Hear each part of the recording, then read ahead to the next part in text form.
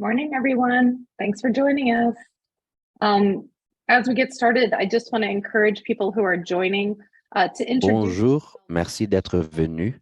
En attendant à ce que nous commencions, n'hésitez pas à vous présenter dans le chat. Nous aimons connaître votre nom, votre organisation et l'endroit d'où vous vous connectez aujourd'hui. Nous allons commencer dans un instant.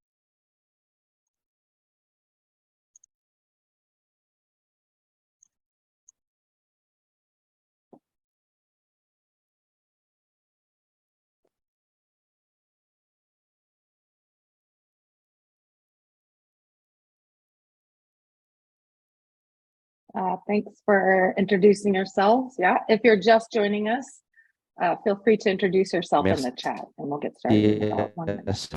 Celles et ceux qui se présentent, si vous venez de vous connecter, vous pouvez vous présenter sur le chat en indiquant votre nom, votre organisation et l'endroit d'où vous vous connectez pour cette réunion. Welcome everyone. My name is Jen Mayer and I'm Scale's On va commencer. Encore une fois, bienvenue. Je m'appelle Jen Mayer, spécialiste de collaboration et apprentissage pour le prix Scale. Avant de commencer, on voudrait vous passer une information. Nous avons l'interprétation simultanée disponible pour cette réunion. Cliquez sur le bouton Interprétation au bas de votre écran Zoom et sélectionnez l'anglais ou le français. Après avoir sélectionné votre langue de préférence, restez-y tout au long de la réunion et vous pouvez couper l'audio original ou écouter l'audio original en un volume un peu bas. Vous pouvez aussi nous partager les questions et les réflexions que vous avez sur le chat et avant la fin de la session, nous aurons questions-réponses. L'ordre du jour d'aujourd'hui, on va faire un petit historique de Presqu'île et on va parler de l'agriculture résiliente, puis les différentes phases de la mise en œuvre de programmes, partageant les défis et les leçons apprises, ainsi que les ressources que Scale a développées pour répondre à ces leçons et à ces défis. La phase de conception, la phase de formation, la phase de mise à l'échelle, suivi évaluation et la phase recherche. Après avoir expliqué toutes ces phases, on va avoir une session questions-réponses. Je voudrais vous présenter les intervenants d'aujourd'hui. Christine Lambert, directrice du prix Scale, Fortune Tafirenica, spécialiste réduction des risques liés aux catastrophes et la résilience de projet Takunda au Zimbabwe. Jonas Roanika, qui est conseiller régional pour l'agriculture résiliente face au climat. Et puis, nous avons Marcel Nibasumba, qui est avec le programme de la sécurité alimentaire en RDC et il est expert sur le développement des systèmes de marché. Merci à toute initiative financée par le Bureau d'assistance humanitaire de l'USAID. C'est un prix de 5 ans qui a été initié en janvier 2018 et se termine en janvier 2023. Il est mis en œuvre par Mercy Corps en partenariat avec Save the Children dans les domaines techniques comme l'agriculture, gestion de ressources naturelles, moyens de subsistance agricoles et non agricoles.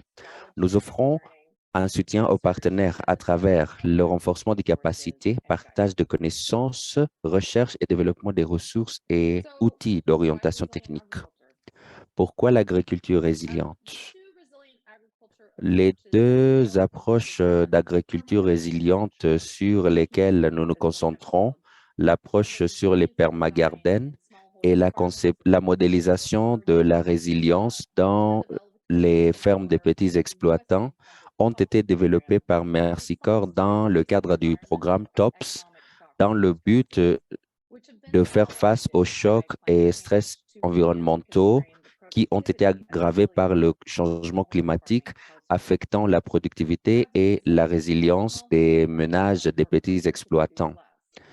En plus, les petits exploitants travaillaient beaucoup plus durement pour produire le même rendement et ils ont utilisé les chimiques pour accroître le rendement, ce qui avait un effet négatif sur les écosystèmes et une réduction de rendement. Ces approches d'agriculture résiliente se complètent sur d'autres mouvements, tels que l'agroécologie, la permaculture, l'agriculture résiliente et intelligente face au climat, et l'agriculture résiliente demande aux cultivateurs de mieux comprendre leur culture et de modéliser une ferme qui tire profit de toutes les ressources et répondre à des changements extérieurs. L'agriculture résiliente, essentiellement, se concentre sur l'eau et le sol, avec la bonne gestion des ressources en eau et la fertilité des sols. On commence avec engager les communautés, les placer au cœur du processus d'apprentissage et ensemble, les agents sur terrain et les cultivateurs observent ce qui existe, évaluent ce qui existe, ils analysent ces informations et ils modélisent le site pour que ce site pourrait faire face à des problèmes. Et au cours du temps, les agriculteurs acceptent le feedback et ils ajustent leurs méthodes. L'agriculture résiliente vise à mieux contenir l'eau et la propager entièrement sur une ferme. Au cours des 5 dernières années, nous nous sommes concentrés sur l'agriculture résiliente pour donner le soutien technique aux équipes de programme. Notre travail a commencé de renforcement des capacités techniques, partage de connaissances et développement d'outils, ainsi qu'effectuer des recherches. Et voilà un petit Initiatives, inception, culmination, and sustainability workshops, research initiatives, and impact. Partenaires de mise en œuvre avec lesquels Scale a collaboré de vaste manière. Activités de formation, activités de mentorat, partage de connaissances, recherche, évaluation d'impact, ainsi que le soutien technique des uns et des autres. Nous travaillons à les défis et les leçons apprises à chacune de ces étapes, ainsi que les différentes ressources que nous avons développées pour répondre aux besoins des partenaires. On commence au début, à la phase conception.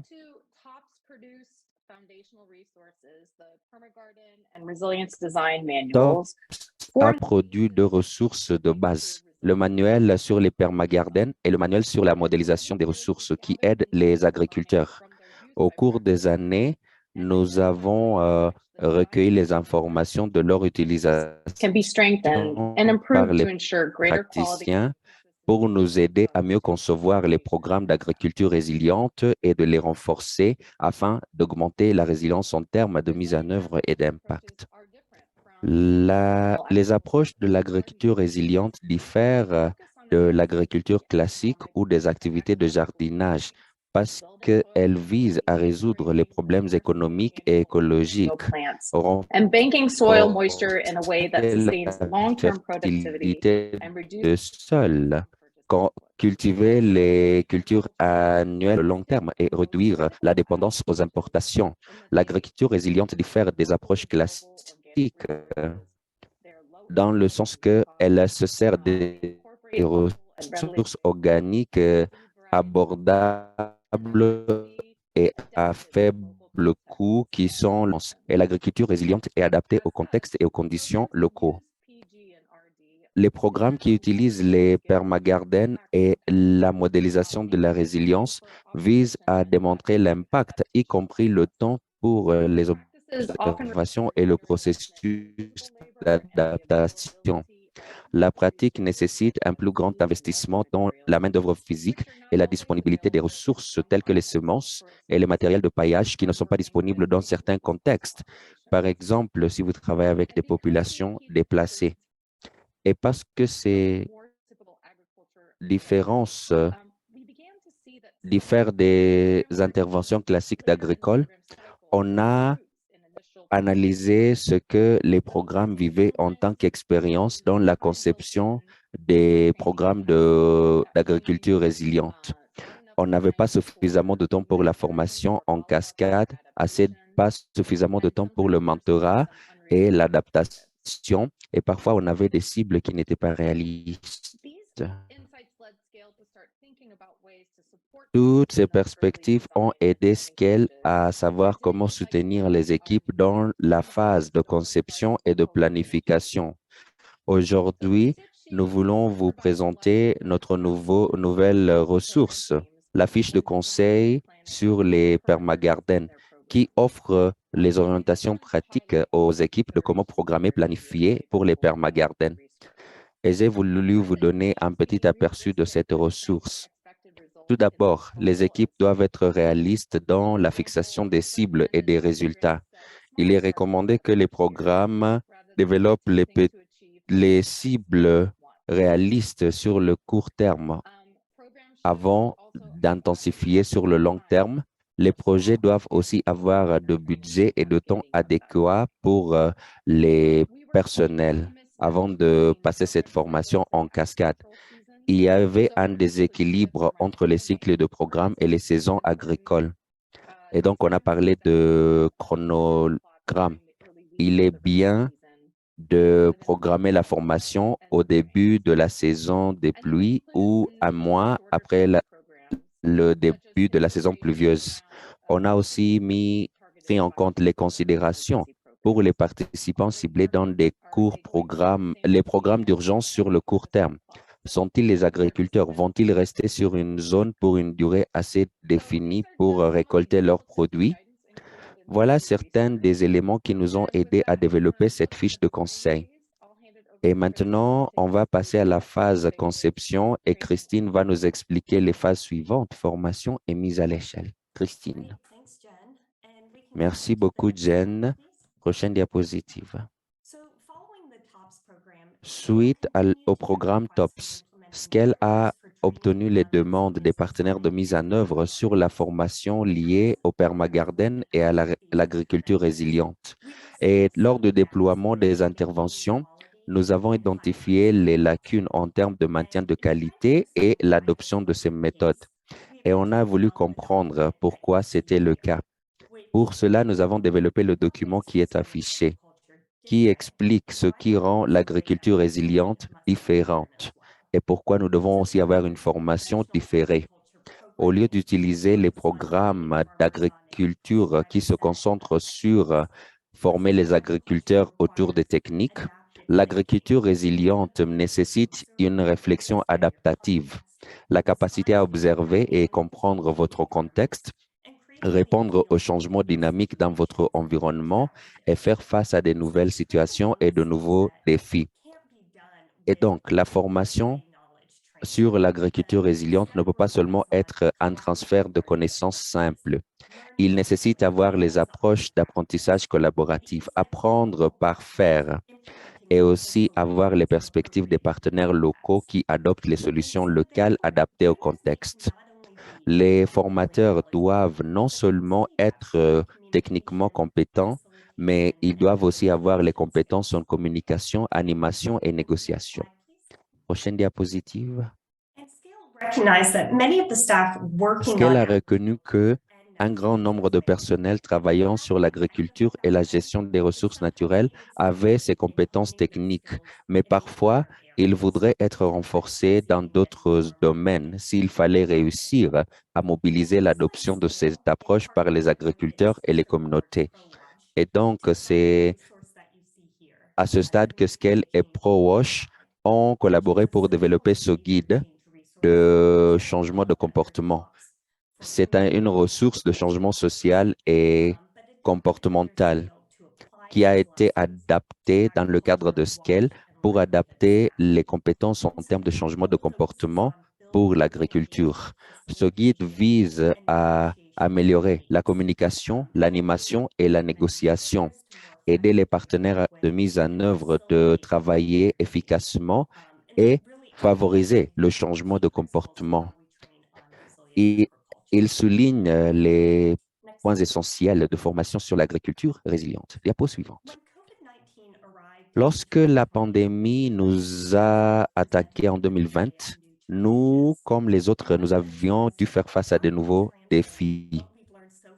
Et l'un des défis était comment traduire les leçons de ce qui marche sur la formation, que la formation doit être directe, participative, en présentiel et dynamique. Comment appliquer ces compétences dans le cadre de COVID-19 et le confinement? Et nous avons utilisé des options de formation à distance ou les formations hybrides, comme les formations hybrides. Un animateur de Scale pourrait former une cohorte ensemble. Nous avons aussi fait un travail asynchrone avec les équipes avant de retourner pour avoir le débriefing de ce qui a marché et ce qui n'a pas marché. On a aussi développé les outils collaboratifs tels que Miro et Jamboard. On a aussi appris le pouvoir de donner les incitatifs comme les certificats pour les formations et le respect des calendriers qui sont définis dans ce nouveau contexte. Et le résumé de ces astuces et les stratégies qu'on a utilisées pour l'apprentissage à distance est contenu dans cette ressource affichée. Diapo suivante. Après, nous nous sommes passés de modèles de formation hybride à développer les cours en ligne. On a même un cours en ligne sur le changement de comportement. Faites de moi un agent de changement. Nous avons aussi un modèle pour les groupes d'épargne développé ensemble avec CRS et aussi un cours de base sur les permagarden. En plus de nous permettre de travailler aisément pendant la pandémie, ces modules en ligne nous ont aussi permis de pérenniser nos activités, car nous avons des ressources à partager qui n'ont pas nécessité la contribution directe de Scale. Et même les équipes au-delà de la communauté BHA pourraient accéder à la formation sur leur propre programme avec leur cohorte en se servant des orientations. Cela nous a aussi permis d'avoir accès aux communautés et aux contextes différents dans des zones difficiles à pourvoir précédemment. Diapo suivante. Ici, vous pouvez voir une capture d'écran de cours en ligne sur les permagarden qui sera lancé bientôt. Vous pouvez voir nos leçons sur les bonnes pratiques de la formation pour adultes.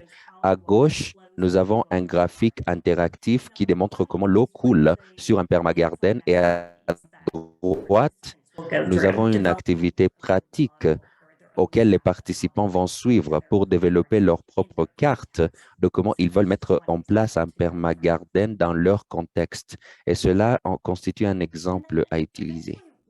Ensuite, si les conditions nous ont permis, Scale a commencé à organiser les formations en personne.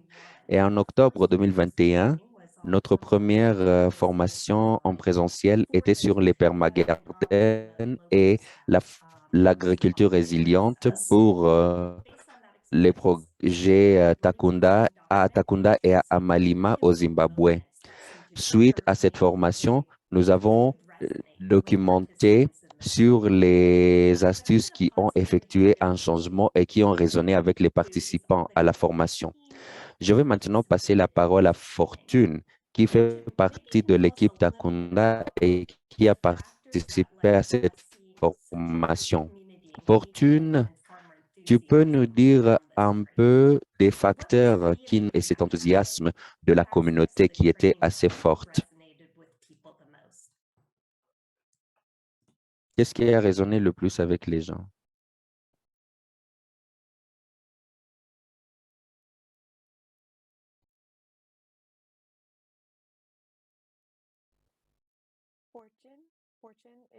Fortune, tu es là?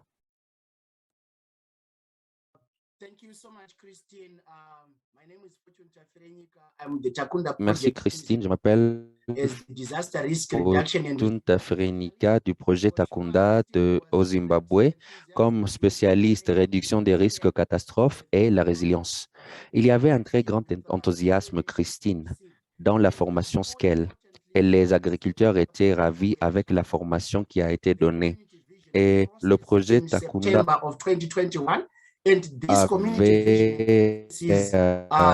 avait terminé le processus de création de vision en septembre 2021.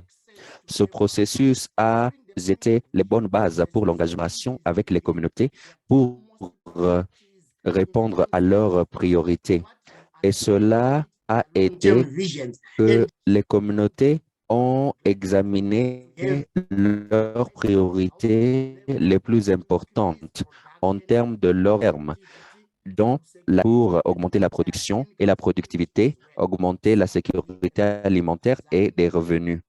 Et donc, la formation sur la modélisation de la résilience est tombée à point nommé pour répondre aux besoins des cultivateurs afin de disponibiliser l'eau au niveau des ménages pour augmenter la production agricole et la productivité. Tout ce processus d'engagement communautaire, rencontrer les personnes et essayer de répondre aux besoins, c'était facile pour permettre à travailler avec les communautés parce que on a répondu aux besoins de ces cultivateurs. C'est ce qui a rendu facile notre travail avec ces gens. Voilà ce que j'avais à vous dire. Christine, à vous la parole. Merci beaucoup, Fortune, de nous avoir partagé ces informations. Est-ce qu'il y avait quelque chose sur la nature de la formation que vous avez pensé à engager les communautés locales ou à raisonner avec les membres de la communauté? Merci, Christine, pour la question. Tout d'abord, la manière pratique dont la formation a été donnée aux cultivateurs. C'était beaucoup plus pratique que théorique et lorsque les membres de la communauté ont mis en place ont assisté à la formation, ils ont vu des choses pratiques qu'ils pourraient facilement adopter. Deuxièmement, l'approche de l'agriculture résiliente a utilisé le cadre A, qui était facile à utiliser. Le cadre A est préparé en utilisant les matériels localement disponibles que tous les membres de la communauté peuvent en utile parce que cela a positivement influencé le comportement des membres de la communauté à mettre en place les systèmes résilients. Par exemple, l'utilisation des produits de paillage et les fermes qui n'ont pas de paillis. Cela a influencé les comportements de la communauté pour comprendre les bonnes pratiques agricoles et la mise en place des systèmes d'agriculture résilients. Cela a permis aux agriculteurs de prendre note et à implémenter ce qui leur a été meilleur dans leur programme et leur ferme. Merci beaucoup, Fortune, pour ces perspectives. Passons donc au sujet suivant, mise à l'échelle. Qu'est-ce qui suit après la formation? Qu'est-ce qu'elle va utiliser?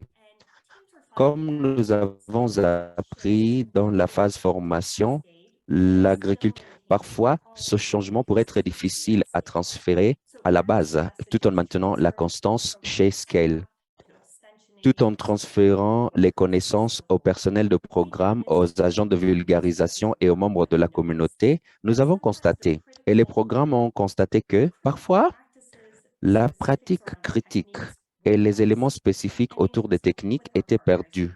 Et quand on consultait avec nos partenaires, nous avons identifié une lacune clé dans les outils pratiques pour la formation en cascade ou le partage d'informations en cascade et le mentorat et l'apprentissage entre pairs, car les gens sont confrontés à des nouveaux défis dans différents contextes. Diapo suivant.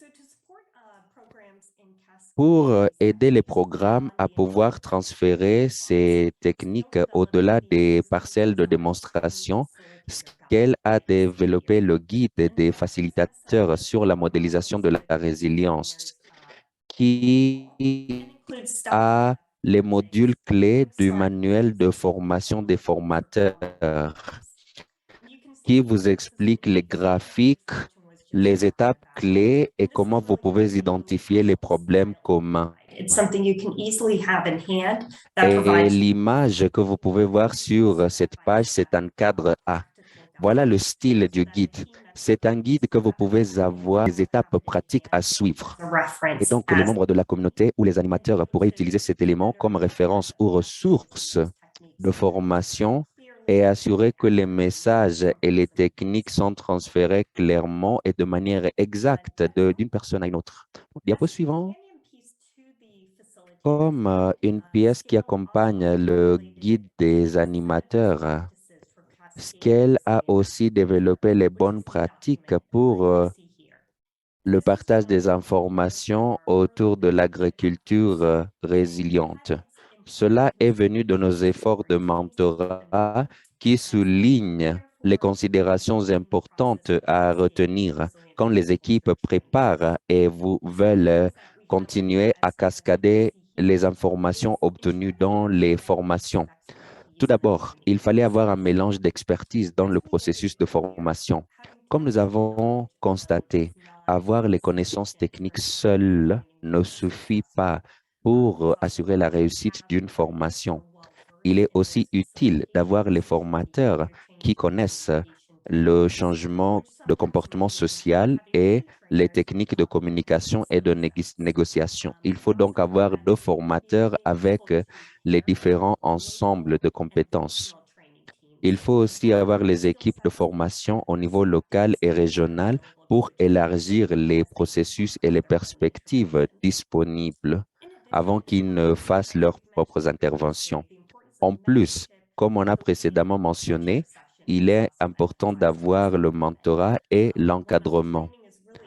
La formation ponctuelle ne suffit pas, car les personnels de programme vont faire face à de nouveaux défis, à de nouveaux environnements. On a besoin d'un soutien continu et d'une orientation continue des experts. Diapo suivante. L'une des manières que nous avons mis en place où nous avons continué notre appui de mentorat dans les programmes est affiché ici. Ceci est une photo d'un projet RFSA en RDC. C'est un exemple où l'équipe a envoyé à nos animateurs un défi auquel ils étaient exposés.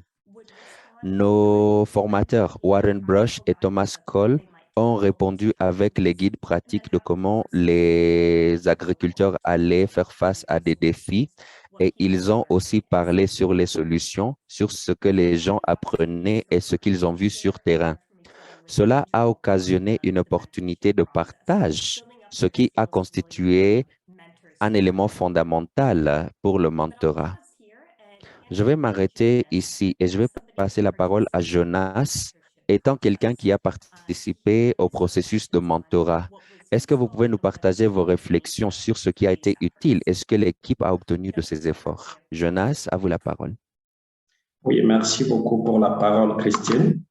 En fait, pour avoir participé à ce programme, je suis vraiment très fier de confirmer que le programme de mentorat était vraiment un cadre très efficace d'apprentissage pour l'adoption des pratiques agricoles résilientes au changement climatique dans le programme.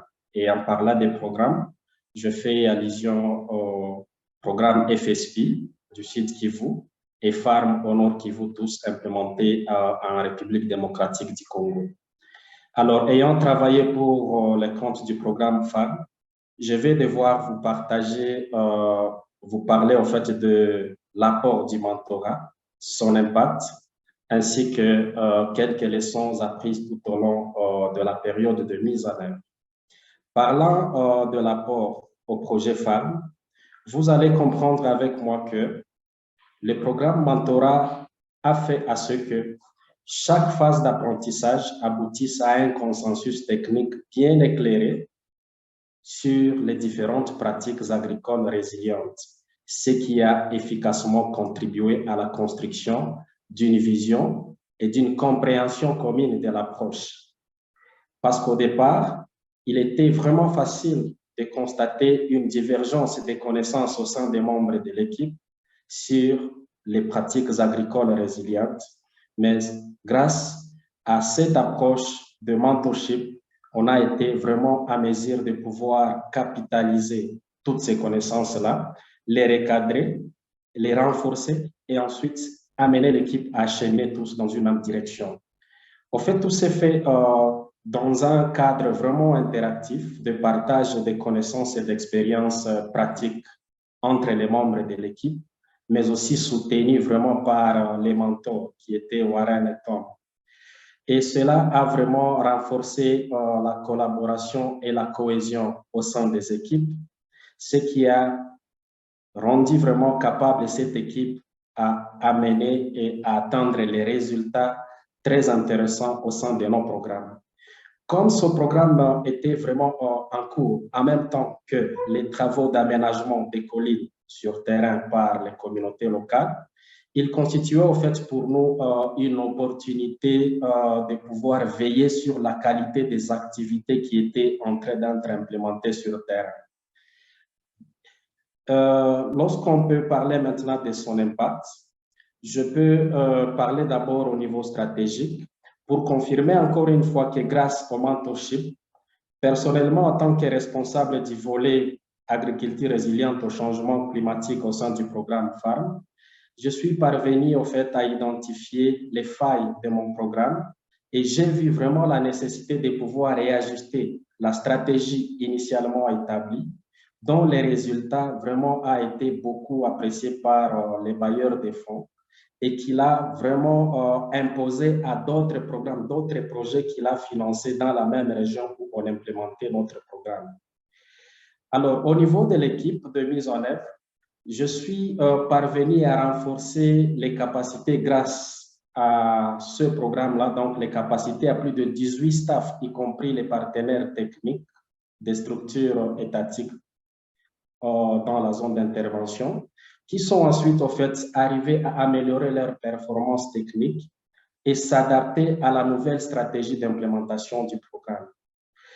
En fait, l'aspect innovant du projet FARM, parce que le projet FARM était un projet avec une approche beaucoup plus orientée marché, était que la qualité des interventions que nous avons mises en place dans le cadre de l'agriculture résiliente a attiré beaucoup l'attention, la curiosité des acteurs du secteur privé à co-investir au projet. Et là, je vais donner un exemple d'un homme d'affaires, un concessionnaire, qui est parvenu à co-investir à la hauteur de plus de 1 750 $ en phase pilote, en offrant bien sûr des contrats de location de terres aux petits producteurs à long terme, à plus de 300 petits producteurs qui occupaient sa concession. Et il a également acheté des semences, mais aussi installé les pépinières d'espèces d'arbres agroforestiers pour regarnir sa concession. En tout cas, lorsqu'on était en train de mettre en place ce procédure, nous avons vraiment constaté qu'il y avait vraiment plus d'avantages que les défis. Mais je vais devoir vous parler de quelques leçons apprises que nous avons tirées tout au long du processus. La première leçon, c'est en rapport avec le calendrier du mentorat, où nous avons vraiment constaté qu'il y avait un délai très limité du lancement de ces activités. Et nous n'avons pas vraiment eu suffisamment de temps pour achever les programmes qui étaient mis en place au départ. Donc, le temps était vraiment très limité, raison pour laquelle ça valait la peine qu'on puisse vraiment démarrer les activités de mentorship, en tout cas dès le début du programme, pour avoir suffisamment de temps. Deuxièmement, c'est en rapport avec la complexité de la technologie utilisée dans le mentorat. On a trouvé vraiment que les outils et les applications proposées dans ce processus devraient être uniformes et budgétisés pour nous rassurer vraiment que les participants ont utilisé tous les mêmes appareils, les mêmes applications, afin que lors du partage des données, qu'on puisse vraiment avoir les données qui ont une même qualité et ne pas avoir des données qui étaient vraiment un peu différentes. Donc, la qualité était différente pendant les échanges et ça posait vraiment beaucoup de soucis. La troisième leçon apprise, c'est par rapport à la disponibilité des staffs à participer au programme. Vraiment, beaucoup de staff tout au long du processus étaient beaucoup sollicités. Certainement, c'était lié au lancement tardif du programme de mentorat, parce que d'un côté, nous avons nous avions en fait un aspect apprentissage. De notre côté, nous avions aussi un autre aspect implémentation urgente des activités. Et des fois, les staffs qui étaient impliqués, qui étaient censés participer à 100% à ces programmes, étaient chaque fois sollicités, ce qui perturbait un peu le programme d'apprentissage. Et en dernier lieu, c'est par rapport au fait à la participation des partenaires. Nous avons constaté que le programme de mentorship était beaucoup plus focalisé au staff, alors qu'il serait vraiment idéal de pouvoir aussi impliquer dans cette phase pilote-là les partenaires, donc les points focaux des partenaires de nos programmes, afin qu'ils puissent en fait participer et assurer une disponibilité permanente des compétences en cas de démission ou de changement de poste de staff. Parce qu'il est vrai qu'on s'est rendu compte qu'on peut avoir des staffs bien formés, mais le monde humanitaire est dynamique et de temps en temps, un staff peut changer de position, il peut également démissionner et ça constitue en fait un manque à gagner pour les programmes de mentorat. Mais si nous avons des partenaires, par exemple les services techniques de l'État, les services clés, les points focaux des partenaires de mise en œuvre qui sont là, qui sont en permanence dans la zone, ça pourrait vraiment contribuer à rendre plus vivant, plus pérenne les activités de formation. Voilà en quelque sorte ce que je pouvais partager par rapport au programme de mentorat. Merci.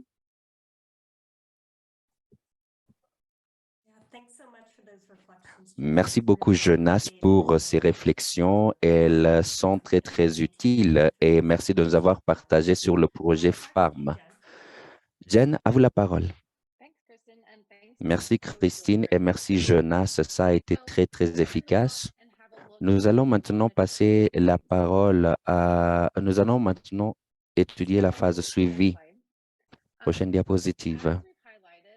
Comme nous avons souligné, les activités de suivi autour des approches d'agriculture résiliente ont mis un accent particulier sur l'adaptation et l'itération, en intégrant les connaissances locales et l'adaptation. Les équipes de programme et les agriculteurs doivent observer, recueillir le feedback et apprendre du processus. Les visites de suivi créent un espace pour les agents de programme et les cultivateurs de travailler ensemble sur une base de ferme après ferme pour voir ce qui marche et identifier les problèmes. Les expériences dans le déploiement des activités d'agriculture résiliente ont trouvé que lorsque les efforts de suivi n'ont pas été continués de façon constante, la formation en cascade a occasionné les sites de mauvaise qualité. Ce que nous avons trouvé dans la reconnaissance des approches, lorsque la reconnaissance des pratiques de l'agriculture résiliente a gagné du terrain, tous les éléments étaient étiquetés comme l'agriculture résiliente. On trouvait les plantes qui séchaient et il y avait les cultivateurs qui nous disaient pourquoi ça ne marche pas. Les permagardens sont terribles, alors que ce qui était mis en place n'était pas nécessairement les permagardens. Et on a commencé à réfléchir à ce qu'elle pourrait faire dans le déploiement des activités d'agriculture résiliente pour répondre aux attentes de qualité des agriculteurs. On a développé les normes minimales pour mieux établir les normes minimales qui doivent être en place pour définir un permagarden ou un site de résilience. Ces normes minimales ont été les références pour permettre aux gens de voir si un site répond à toutes les exigences ou pas et comprendre aussi les manquements. Les normes ont aidé à développer une compréhension commune de ce que nous disons en termes de résilience et aussi en termes de permagarden. À partir de ces normes, nous avons aussi développé une liste de vérification à utiliser par les personnels de programme et les cultivateurs pour observer le progrès du site en utilisant 6 éléments techniques de la résilience et identifier les domaines d'amélioration en utilisant un barème de notation facile. Ce système de notation aide à identifier les lacunes en termes de déploiement de programmes.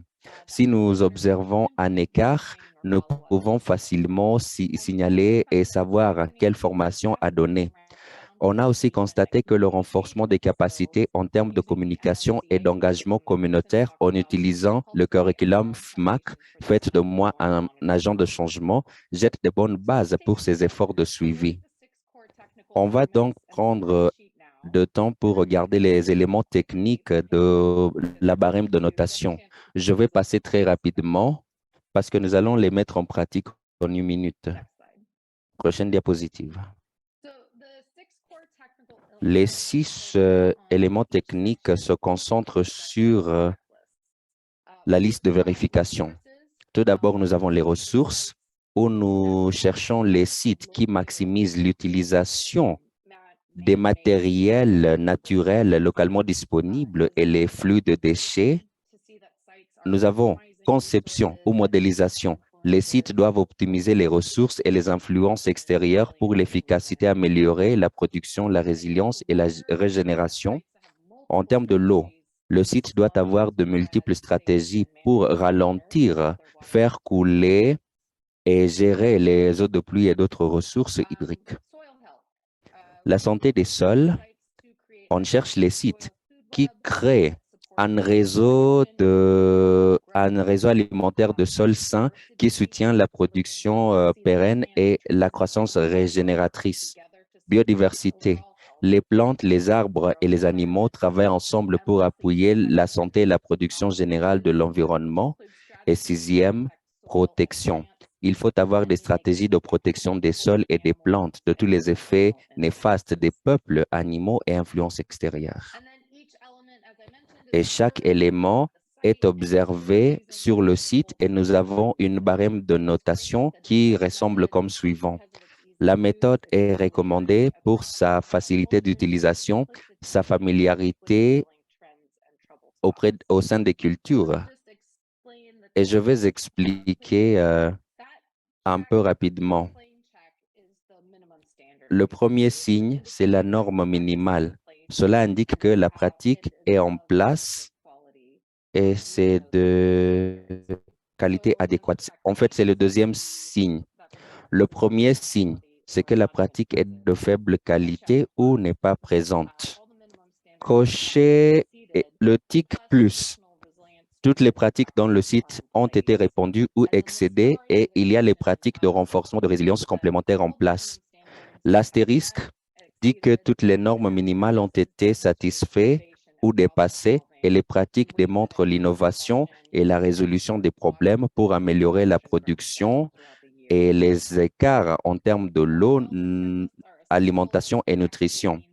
La liste de vérification est une liste simple pour mesurer le progrès contre la norme d'une manière facile à observer. Maintenant, nous allons faire un petit exercice de comment on utilise la liste de vérification en pratique. Voilà, nous sommes dans notre ferme virtuelle. Nous allons regarder 4 des éléments pour que vous puissiez les observer et donner une notation. Commençons avec l'eau.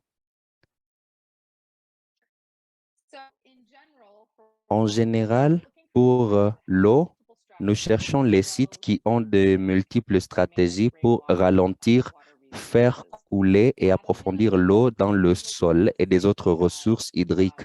Au minimum, nous voulons les sites qui ont des structures de récolte de l'eau au point plus élevé du site, au moins une structure, soit une berme, un bassin, une rigole ou une terrasse pour stocker l'eau dans les sols. Toutes ces structures doivent être sur les courbes de niveau ou les contours. Nous voulons aussi voir le paillage sur les structures de récolte de l'eau et les structures de culture doivent aussi être sur les courbes de niveau. Nous voulons vous donner la barème de notation. Au lieu d'utiliser les signes, on va utiliser les chiffres 1, 2, 3, 4. Donc, tic minus, c'est moins, c'est 1. 2, c'est-à-dire conforme. 3, c'est satisfait et toutes les normes ont été bien respectées. Quelle note donneriez-vous à ce site en termes de 1, 2, 3 ou 4?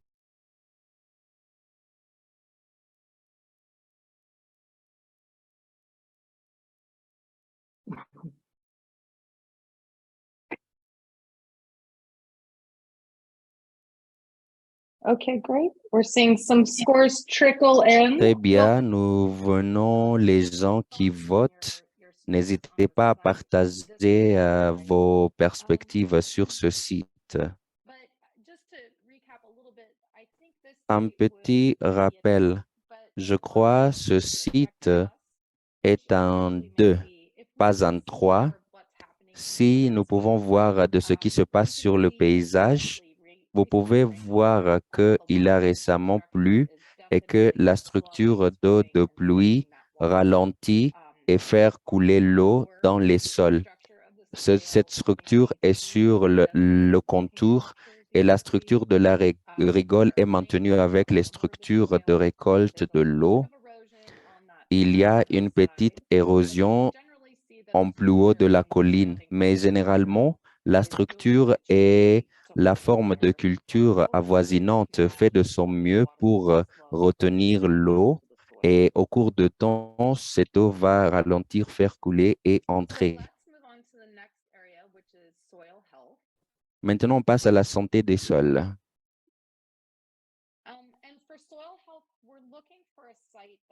Et pour la santé des sols, on veut un site qui crée un réseau et au minimum pour avoir même le chiffre 2, le site doit avoir 2 amendements de sol.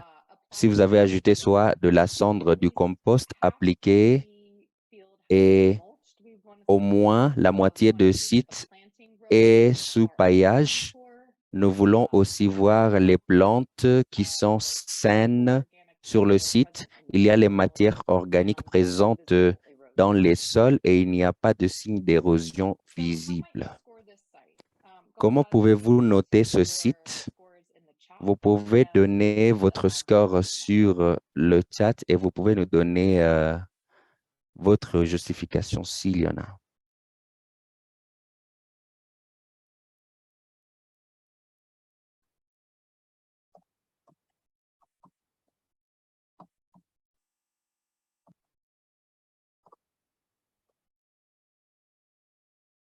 Oh, that's a star site apparently. Thank you.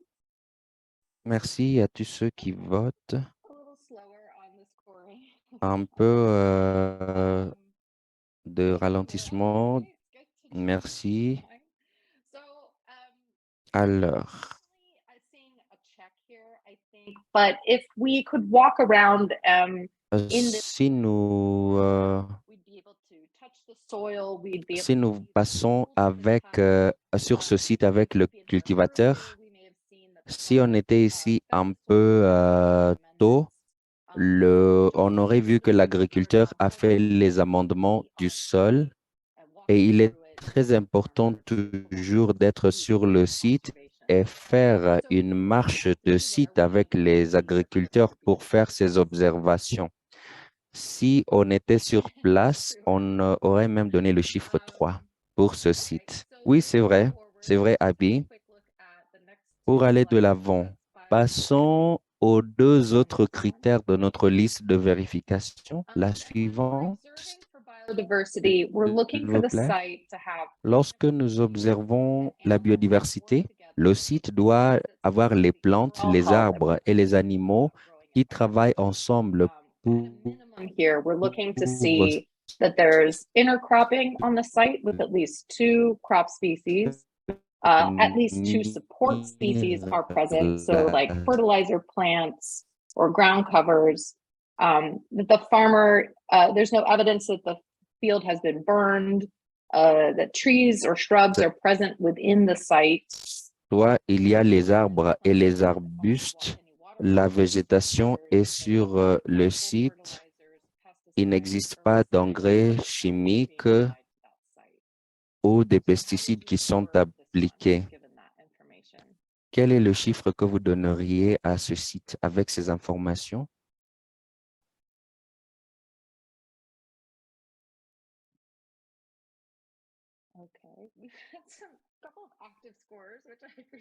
Bon, merci pour les chiffres qui sont partagés. Alors, ce site est à numéro 2. Effectivement, nous voyons qu'il y a au moins 2 espèces de cultures et nous avons quelques arbres et arbustes.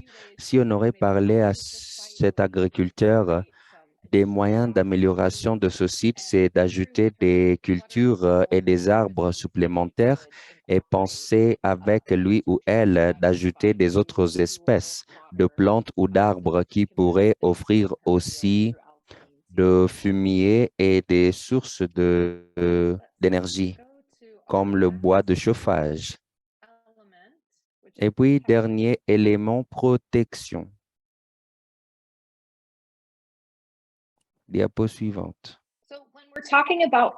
Quand nous parlons de la protection, nous voulons que le site ait des stratégies de protection des sols et des plantes de tous les effets négatifs provenant des peuples, des animaux ou des influences extérieures. Au minimum, il faut avoir une structure de collecte d'eau de pluie au point le plus élevé du site et protéger la ferme de flux d'eau excessif. Et il faut aussi avoir les structures d'eau de pluie pour ne pas endommager la ferme. Les sols doivent avoir le paillage et les arbres qui protègent contre le vent, le soleil et aussi éviter la perte d'humidité. Nous voulons aussi voir les clôtures qui sont créées ou une stratégie communautaire pour empêcher les animaux dans des zones de culture ou avoir des mécanismes. Et nous voulons aussi avoir une culture intercalaire qui décourage les éléments nuisibles. Donc, quel chiffre donneriez-vous pour cet critère de protection à propos de cette ferme? 1, 2, 3 ou 4?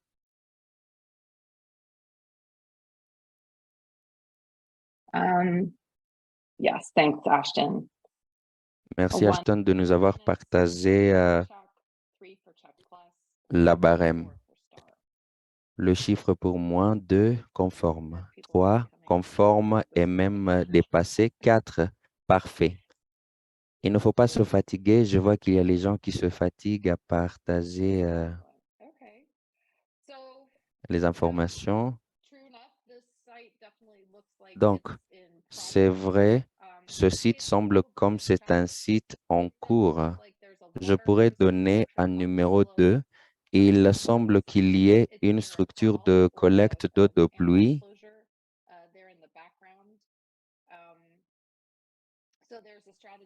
Et donc, il y a une stratégie de séparer les animaux. Il faut beaucoup faire et ils ont créé un treillis. Et s'ils auraient mettre en place les plantes grimpantes, ça aurait beaucoup aidé. Mais si on était sur le site, on aurait confirmé s'ils utilisent les biopesticides ou les engrais biologiques. On aurait aussi parlé aux cultivateurs sur les stratégies qu'ils utilisent et les opportunités d'amélioration. C'est tout pour notre marche virtuelle sur ce site. Je remets la parole à Christine qui va parler de la phase dernière de recherche. Merci beaucoup, Jen. Maintenant, nous allons discuter de comment Scale a beaucoup contribué à la création de nouvelles connaissances et a occasionné de nouvelles études sur les nouvelles approches agricoles. Scale a travaillé sur un grand nombre des efforts de recherche sur l'agriculture résiliente en termes de soutien de recherche ou même orientation de techniques pour les équipes de sécurité alimentaire. Nous avons aussi fait une évaluation d'impact des permagardens en Ouganda. Nous avons soutenu des services climatiques au Népal sur un grand nombre d'efforts. Et à travers ce processus, nous avons aussi constaté qu'il y avait les opportunités manquées en termes de la recherche sur l'agriculture résiliente, que la programmation basée sur les données a été empêchée par un manque de données et manque d'analyse sur ce qui fonctionne. Comme Jonas nous a dit, l'un des défis que nous avons observés, c'est l'insuffisance des indicateurs par pays, ce qui fait que c'est difficile de consolider les leçons. Le partage des connaissances au sein des pays ou entre les programmes qui sont en cours et aussi entre les programmes et les projets précédents. Il n'y avait pas cet échange de connaissances et on n'avait pas cette historicité des programmes ou les opportunités de partage d'un programme précédent ou d'un programme qui est en cours. C'était très difficile et on a vu il y avait des grands écarts. En plus, il y a une pléthore de recherches sur l'agriculture résiliente dans la communauté académique et de recherche, mais ces informations ne sont pas souvent traduites sur les termes pratiques pour les rendre utiles à des projets RFSA pour les appliquer dans leurs interventions. Il existe plusieurs raisons derrière ces défis et je sais que les gens ici en sont familiers. Ça pourrait être des contraintes de temps, de budget et de ressources. On peut aussi avoir les intérêts concurrentiels, mais on a vu des bonnes perspectives de recherche au sein des programmes. En plus, nous avons aussi reconnu on a beaucoup de l'apprentissage qui existe au-delà de la recherche formelle. Les communautés de pratique que Scale a soutenues étaient des bonnes plateformes des gestionnaires agricoles et des autres de partager ce qui marchait et ce qui ne marchait pas dans leur programme et de pouvoir collecter les données au sein de chaque programme. L'engagement des staffs dans les processus de recherche soutenus par Scale était très crucial à assurer que la recherche s'appliquait au contexte et était pertinente aux partenaires et était susceptible à occasionner le changement sur terrain. C'était notre expérience avec le projet RFSA au Sud Kivu en RDC. On a fini avec l'étude d'impact de leur approche des collines pour concevoir la résilience dans les zones d'intervention au Sud Kivu. Je vais passer la parole à Marcel qui a beaucoup contribué à ces recherches. Marcel, vous pouvez peut-être nous parler un peu de l'approche des collines. Pourquoi est-ce que FSP a occasionné cette recherche et comment est-ce que vous utilisez ces recherches? Merci, Christine. Alors, je vais vous donner un peu de contexte sur le programme. FSP est un programme qui est mis en œuvre depuis 2016 dans l'est de la RDC, dans la province de Sud Kivu, financé par l'USAID. L'objectif, c'est améliorer la sécurité alimentaire et nutritionnelle et le bien-être économique des ménages vulnérables dans d'autres territoires, Kabare et Kalehe. Le programme a trois sous-objectifs ou trois piliers. L'agriculture pour accroître le revenu des ménages. Deuxième pilier, santé, nutrition et l'eau et l'assainissement. Améliorer le statut de nutrition au sein des communautés.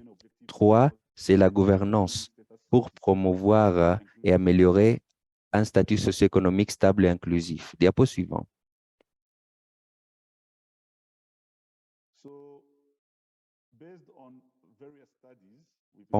Suite à plusieurs études effectuées par le partenaire, je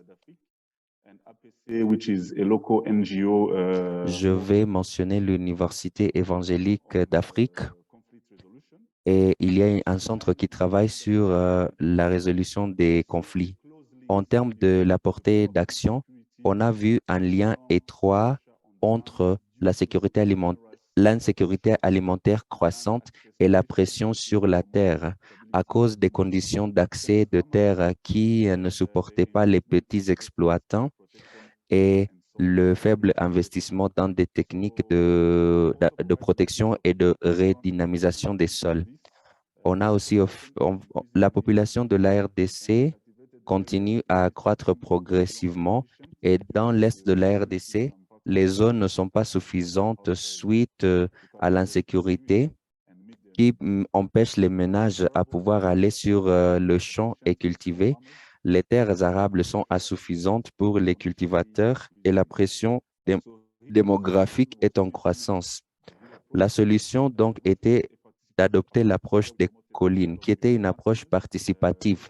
On a eu un dialogue avec les propriétaires de terres, qui sont les gens qui vivent soit à la capitale ou à l'étranger, ensemble avec les autorités locales et des cultivateurs qui louaient ces parcelles. On leur a enseigné et conseillé d'adopter les techniques d'améliorer la fertilité pour traiter les trois problèmes que j'ai cités, les pratiques agricoles insoutenables et les régimes de propriété foncière qui étaient insuffisants. Ce qu'elle a travaillé sur la question de la sécurité de propriété foncière. FSP a mis en place et a renforcé les capacités d'un comité de coordination des collines et ces comités ont été mis en place pour coordonner et aider avec la mise en œuvre des activités par toutes les parties prenantes. Les cultivateurs ont eu des accords de location pour promouvoir leurs droits. On leur a donné une plus longue durée de location de la terre, entre 3 à 5 ans, pour que les cultivateurs pourraient jouir des fruits de leur travail, d'où la volonté d'investir et aussi pratiquer les systèmes anti-érosion sur ces terres. Ici, il était aussi bon pour les propriétaires de ces terres. Ils ont vu que c'était une opportunité gagnant-gagnant et aussi de la plus-value. On a mis en œuvre beaucoup d'initiatives.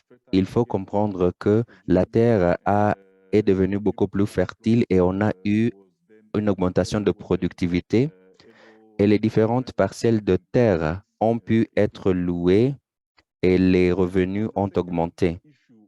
Deuxièmement, la question des pratiques agricoles temporaires. Les écoles pour les cultivateurs ont été mises en place pour donner des formations sur les bonnes pratiques comme l'introduction de nouvelles cultures et nouvelles variétés, l'utilisation de compost, de paillage et de résidus, le compostage et la commercialisation de rendements.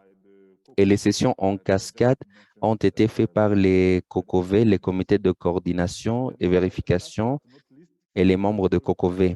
Dernier et non le moindre, pour l'érosion des sols, en utilisant les conseils donnés par Scale pour chaque colline, FSP a mis un accent sur le drainage et la récolte des eaux de pluie et FSP a identifié les terres à prioriser.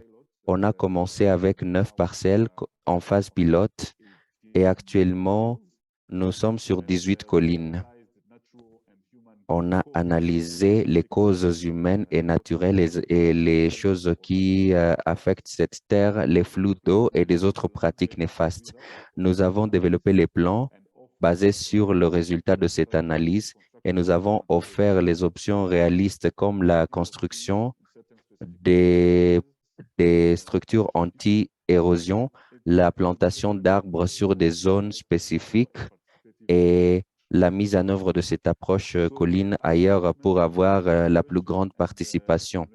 Comme vous avez entendu, une évaluation et une étude a été démarrée par FSP en 2022 afin d'évaluer la pertinence, efficacité et impact ainsi que la durabilité de l'approche et développer les recommandations pour son amélioration et sa reproduction.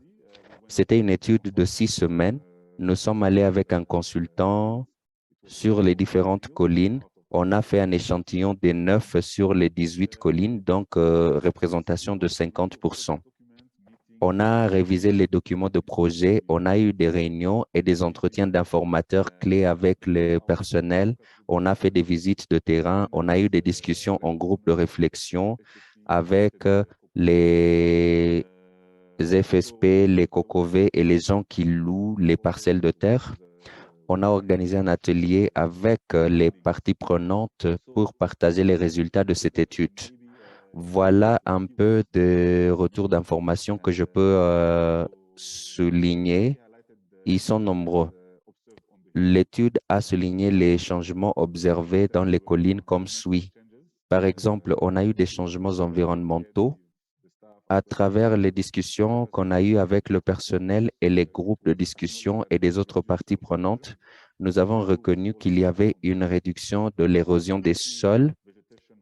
Il y avait un couvert végétal augmenté et la biodiversité sur les collines.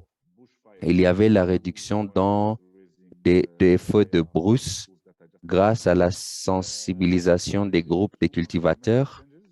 En plus des changements environnementaux, il y avait des changements économiques.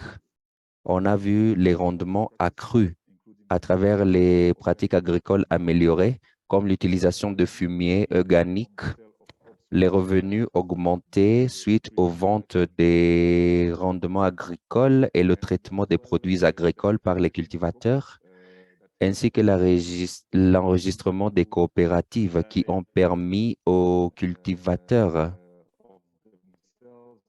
d'améliorer leur vie, leur pouvoir d'achat, ainsi que la vie de leurs proches.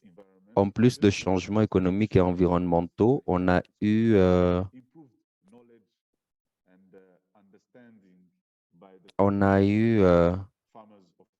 une compréhension de la part des cultivateurs sur les pratiques de conservation de sol et de l'eau et les capacités accrues sur la médiation et règlement des différends et une sensibilisation accrue des femmes dans l'agriculture et le leadership. Voilà certaines des leçons importantes que nous avons pu mettre dans l'étude. Et comme Christine a dit, nous utilisons ces leçons pour mener les formations en cascade. Ces leçons nous aident aussi à partir, parce que nous sommes à la dernière année du programme, nous voulons donner aux communautés l'occasion de s'approprier et même adopter certaines de ces pratiques et ces résultats de cette étude dans l'avenir. Diapo suivant. En plus, pour répondre aux questions des principales leçons et principales perspectives que nous avons recueillies de cette recherche, je peux parler de la pérennité et de la reproductibilité de cette approche. La recherche était vraiment un coup de semence. À travers les visites de terrain avec le consultant, on a vu l'importance de mise en place des structures de rétention d'eau et la mise en place de l'approche des collines doit être participative en considérant les eaux provenant des autres collines. On a compris sur l'une des 9 collines où nous avons eu des développements sans considérer la pente et la vallée. Nous voyons que la partie sous-développée This being the case, we have initiated à causer les dommages sur les terres basses on the other part of the hill. The discussions are ongoing. Cause des problèmes et la destruction des cultures. Cela étant le cas, nous avons initié avec and the tenant farmers is different from one hill to another. The study has highlighted an important factor that contributes to the success of cette colline. Les discussions avec les propriétaires such as the existence des of parcelles village saving and loan associations, or the initiation of income generating activities. La colline avoisinante pour mettre en place les the achievement of a common goal, such activities are really important to maintain the cohesion and make sure that the approach is going to be sustained even in the future. So currently, as I mentioned, through Cascade sessions, all these learnings are the focus in ensuring the sustainability of this approach through ownership of key stakeholders. So that's all I can say on the HEAL approach study and how important it was to us and to even other people to make sure that this can be cascaded. In addition to that, I can also say that we participate in various sessions like webinars, as well as trainings even here in Congo to make sure that we cascade such informations. Thank you. That's so great. Thank you, Marcel. That was really useful information for everyone. Just a quick check. I see Idafita said that the interpretation has dropped off. Ashton or Eric, is everything okay? Okay, great. Okay. Mes excuses pour la perte de So now l'interprétation. Il y avait un problème de connexion de ma part. Maintenant, nous sommes dans la phase questions-réponses et nous allons passer aux questions que nous avons recueillies sur le chat. Mais tout d'abord, je voulais m'arrêter et voir si nos panélistes avaient des questions à demander. Car ils représentent les différents programmes dans différentes occasions de se poser des questions. Je crois Marcel a dit qu'il avait une question pour Fortune. Oui, j'ai une question pour Fortune. Ma question est celle-ci. Fortune, lorsque vous avez pris la formation en cascade dans le cadre de votre travail, qu'est-ce qui a bien marché et quels conseils donneriez-vous aux programmes qui voudraient ajouter les permagarden ou la modélisation de la résilience dans leur programme? Merci beaucoup, Marcel.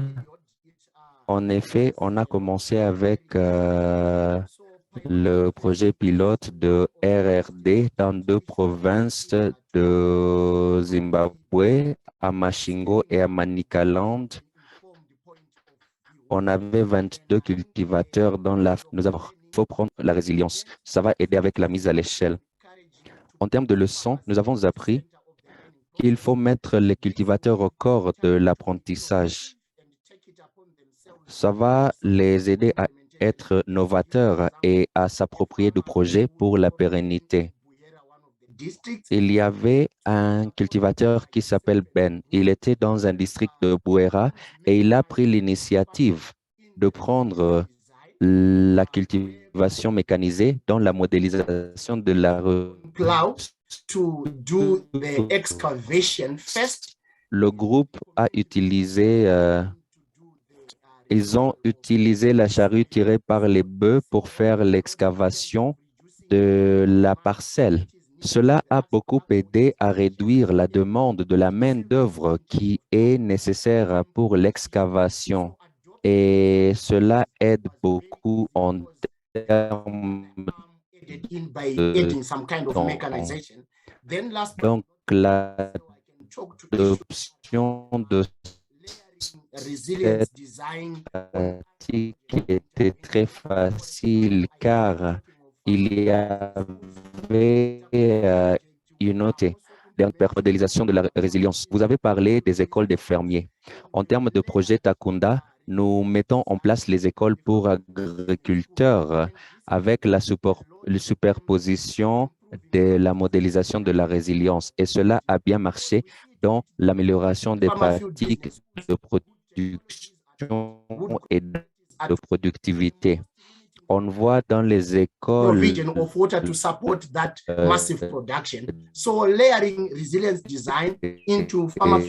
cultivateurs les bonnes technologies et les bonnes variétés de cultures sont enseignés, resilience design also come with another issue. mais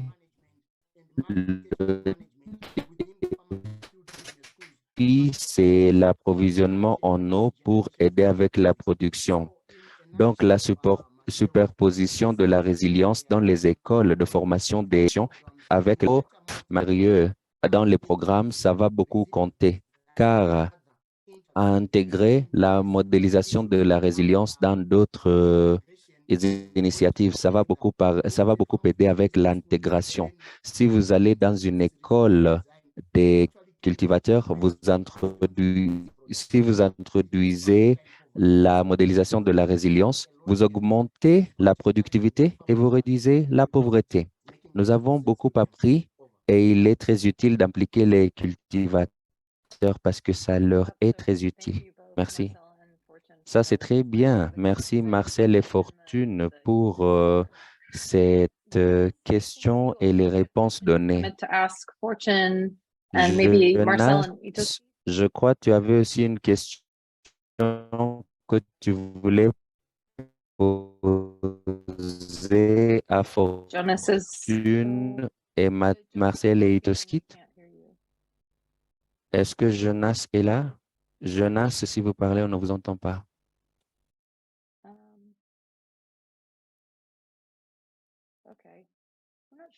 On ne sait pas s'il est là.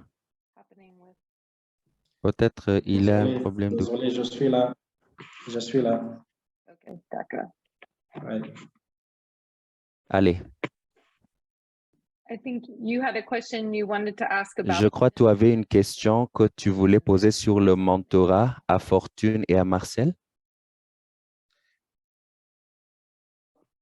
Non, je ne pense pas. Je n'avais pas la question par rapport à ça. Okay. Okay. Okay, I have one if it's D'accord, okay. pas de souci. Moi, j'ai une question. Je me demandais, pour Fortune et Marcel et Itoskit, vous pouvez contribuer. Comment est-ce que le mentorat en personne vous a aidé pour vous et vos équipes dans la mise en œuvre de l'approche de modélisation? Yeah, I can maybe start by introducing Itoskit. Itoskit is a team leader for livelihoods, and I think it would be best if he might provide the Vous good. pouvez commencer. Je peux d'abord présenter Itoskit. Itoskit est responsable des moyens de subsistance et il serait bien s'il puisse donner la réponse parce que c'est lui qui était là lorsque ce mentorat a été effectué par l'équipe de jeunes. Oui, donc merci beaucoup, Marcel. À vous la parole. Ouais, merci. Merci beaucoup, Marcel. Donc, pour nous, en tant que mentorés de la phase pilote d'Esquel, ça nous a beaucoup aidé parce qu'on a eu des formations en deux phases.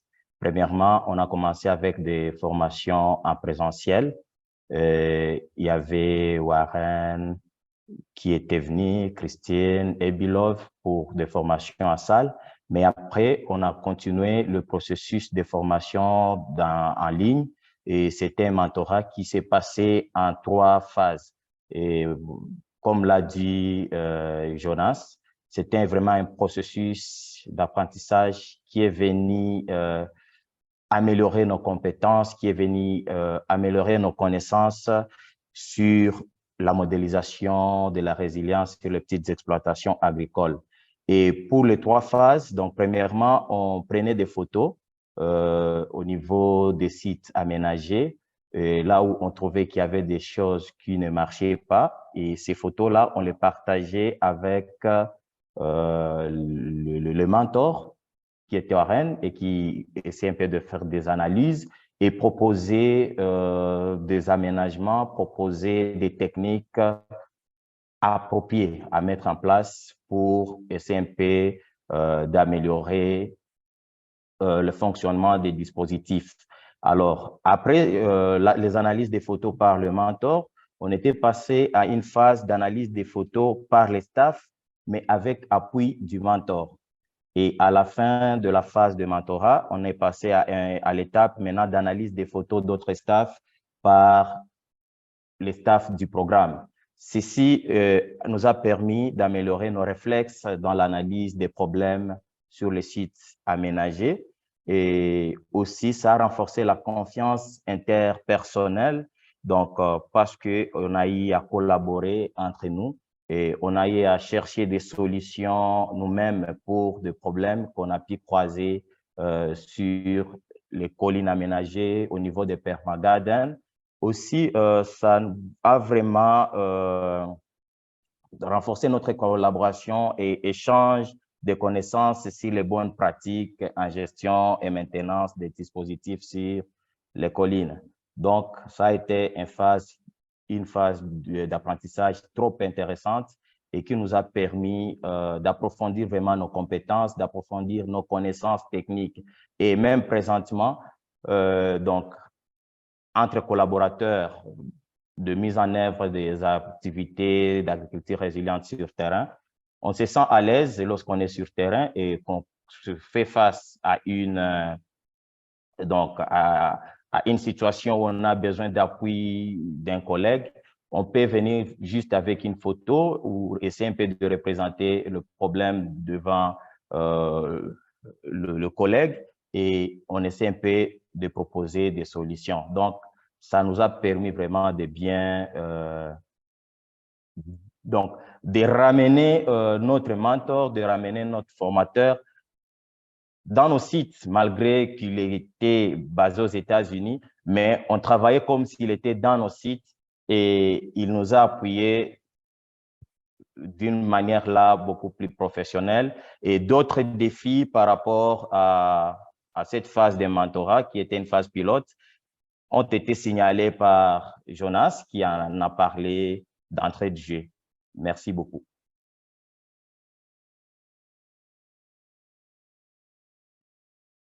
Great. Thank you so much, Itoskit. And I know we're having difficulty with the connection on the translation side. But I think in the interest of time as well, we've got a few really good questions that came in through the chat. So I think we'll shift to that for now, Kristen, if that's okay. Yeah. Yeah, absolutely. And I'd encourage everyone to check out the chat. Maybe we could silence Eric on the English channel because it seems to be a little bit stuck. Yeah, I've tried to do that. For some reason, it seems to just not want, oh, there it goes. Oh, there we go. No problem. I'd encourage everyone to check out in the chat. Marcel's dropped in an explanation of Itoskit's great response. Sorry for those technical troubles. So looking at the chat box, I see that a number of questions have come in about the labor requirements. Are these approaches more labor intensive than conventional agriculture approaches? And perhaps that's been a barrier to adoption. And I can just say from my experience working with some of the teams, a few ways that question around labor has been addressed is that in many of these contexts, collective labor is already a part of the culture, and many of the farmers had standing agreements. Once we did a training, hey, we'll work together at my farm, then we're going to do it together. Travailler ensemble d'une ferme à d'une autre. Le start-up, la mise en place des structures de collecte d'eau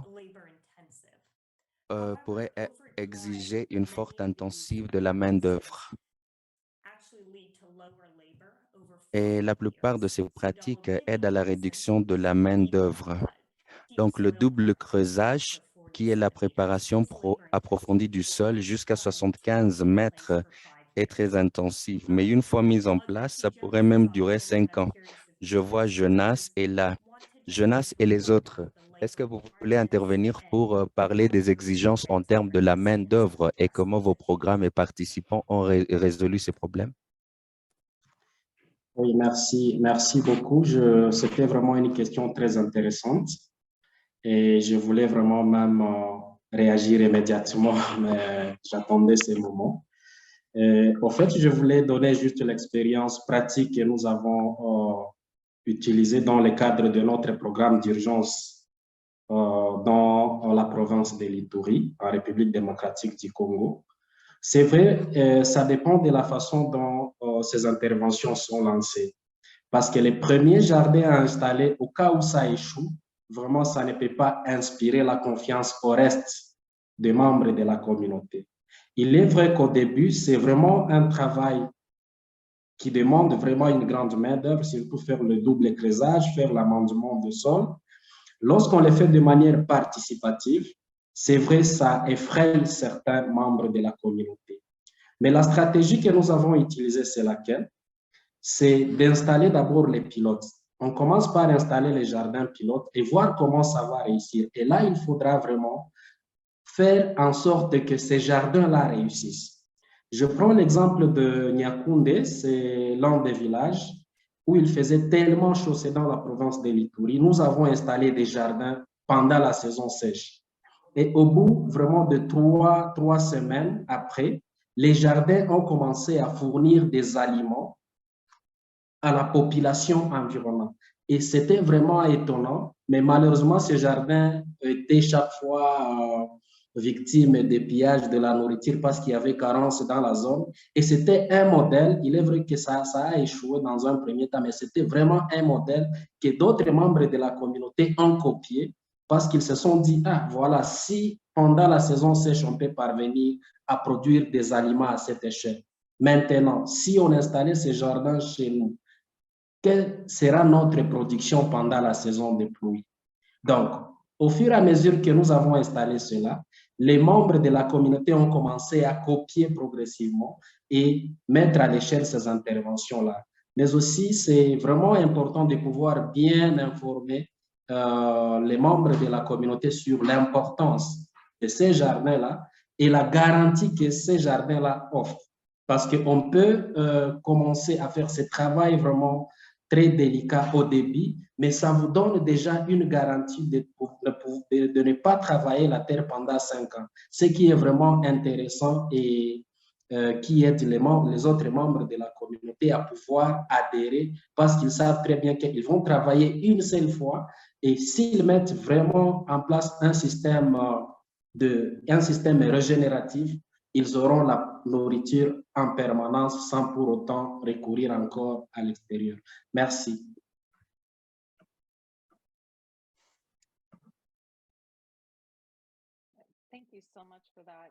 Merci beaucoup, Jonas, de cette intervention.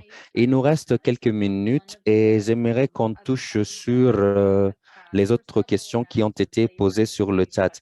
Il y avait la question sur la main-d'œuvre et on a abordé un grand nombre de ces questions.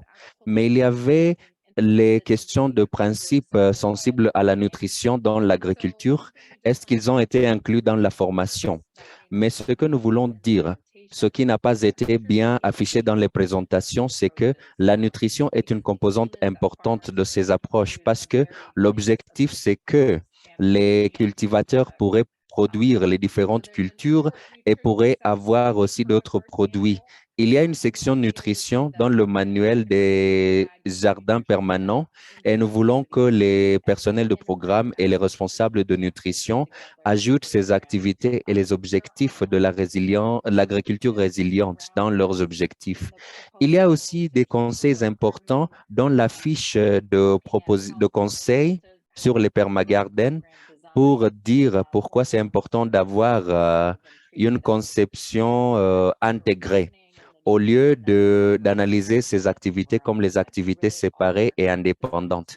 Il y a une interconnexion et il doit faire partie intégrante de l'approche de l'agriculture résiliente. Je sais qu'il existerait des autres questions qu'on n'a pas abordées, mais je vais faire un petit aperçu sur le paillage. En termes d'approvisionnement de semences locales et des matériels de plantation, cela fait partie de ce que les équipes doivent considérer lorsqu'ils font le ciblage d'activités et cela encore fait partie de fiche de conseils et de propositions. Il y a des conseils sur les zones où vous pouvez mettre en place vos programmes et les approches à prendre en compte, y compris la disponibilité des ressources locales. Cela étant dit, merci à vous tous d'être venus. Je voudrais dire aux gens, si vous avez des questions supplémentaires ou vous voulez apprendre un peu plus, merci de consulter le lien sur les ressources partagées sur le chat et vous pouvez nous écrire avec des questions supplémentaires. Merci à vous tous et merci à nos panélistes. On apprécie vraiment. Et toutes nos excuses pour l'interprétation. Thank you all. Merci beaucoup. Merci à tous.